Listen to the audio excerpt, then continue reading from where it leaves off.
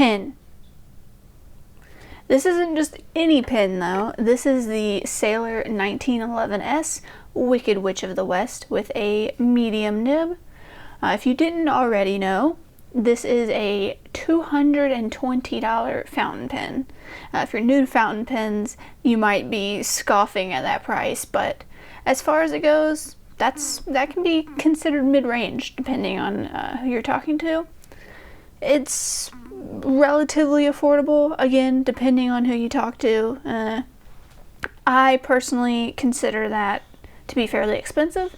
I've been in fountain pens world for about a year now, so I'm no expert, but I like to stay towards the cheap end of things.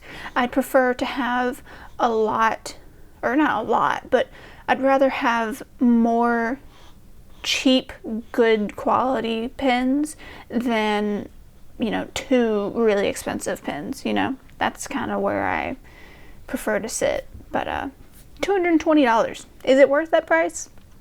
That's what we're going to talk about here. I didn't actually buy this pen though. It was loaned to me by a very nice person on Discord, so I can review it, and review it I will. This pen, as the name implies, is based off of The Wizard of Oz. And it's supposed to answer that question of what kind of pen would the Wicked Witch carry. And before I got this pen, I had actually never watched The Wizard of Oz, as far as I can recall. So I watched it to see if it offered any insight into this pen. Turns out I didn't like the movie. I don't know why it's so popular, but this isn't a movie review, so whatever. It also didn't change any opinions of this pen at all. I think this pen is just a dark purple pen with a Wizard of Oz reference in the name. It's nothing special. I don't really, think it's got some deep roots into the Wizard of Oz. It's not that deep. It's just a purple pen with a Wizard of Oz reference in the name. Seriously. Speaking of the purple body, it's quite nice feeling, which I wasn't expecting. I wasn't expecting to like the feel of the pen, because I've read a lot of reviews on 1911 saying that people think they feel like cheap plastic. But I think the resin feels quite nice. It feels pretty quality and sturdy in my hand, so maybe that's just me. The black trim and ion plated black nib complement the dark purple very nicely. And the reason I say black is I would definitely call this more of a really dark, metally, gunmetal gray color. However, I have heard that there can be some trouble with the ion plating, and Sailor says you can only use Sailor ink in this pen, and if you don't, it will void the warranty, which, okay, whatever. Some other pen companies have a similar clause. I guess it's understandable. I think it's stupid, but it's understandable. But there have been claims that the ion plating has come off if other inks were used, so I personally won't be risking using any other ink. I currently have Sailor Shikiori Shikara, which I made a video on that perfect pair number 2. They go great together. But one thing I wasn't expecting to dislike was the size of the pen, actually. When I first started getting into fountain pens, the black and gold version of this wasn't my dream pen. I thought the size would be perfect as well. But after all of my other pens were about the same size.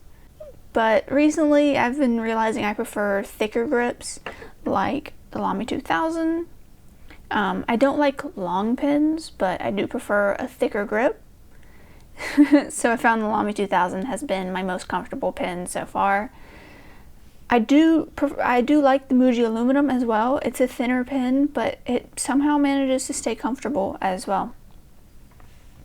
But I will say this pen is surprisingly comfortable for how slim the grip is. It does start to get uncomfortable for me after about 10 minutes of writing, but it's not unbearable. And it is a bit more comfortable if I hold it a bit higher, which I also prefer in general. The Metropolitan actually becomes unbearable for me. It hurts after 2 sentences.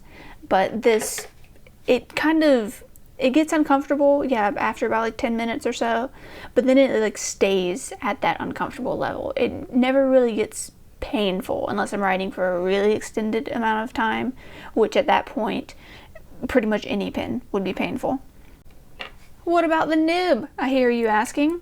Well, it's complicated. So thanks for watching, and I'll see you guys in the next video. Nah, I'm just kidding. First off, it do be kind of leaky, you know? It's not a ton of ink coming out, thankfully. It's mostly this one spot right there, and then a little bit towards there, and that edge as well, but mostly right there. I will zoom in and show you what I mean.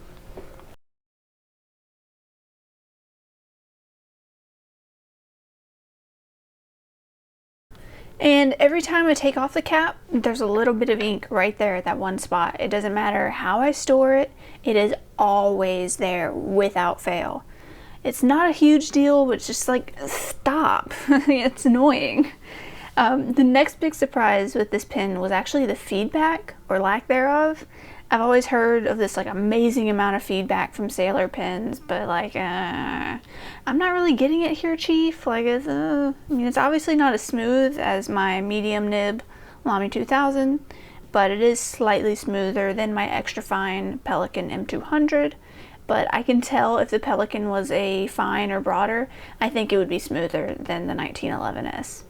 And I think the 1911S being a medium makes it feel a lot smoother with all of that ink kind of lubricating the nib or whatever, you know. With all that ink in a medium nib, it usually feels smoother, blah, blah, blah, blah, blah, blah, blah. So that's all there is to it, really. It's a solid pen, but is it worth $220? I don't think so, at least not for me. If you're really into collecting 1911S's, if you really like the Wizard of Oz, or feedbacky nibs, or even dark purple, then I guess it could be worth a consideration. Otherwise, I'd personally recommend a Pelikan M200 or Lamy 2000 because I love smooth nibs. If you want a feedbacky nib though, yeah, this is great. And if you don't like thin pens, it still might be worth consideration. It is comfortable for a thin pen, I'll give it that. Otherwise, definitely look into the 1911L or the Pro Gear line as well, which I believe is just the same pen, just with flat end finial things. Yeah, that's all there is to it. If you guys have any questions, let me know, and thanks for watching.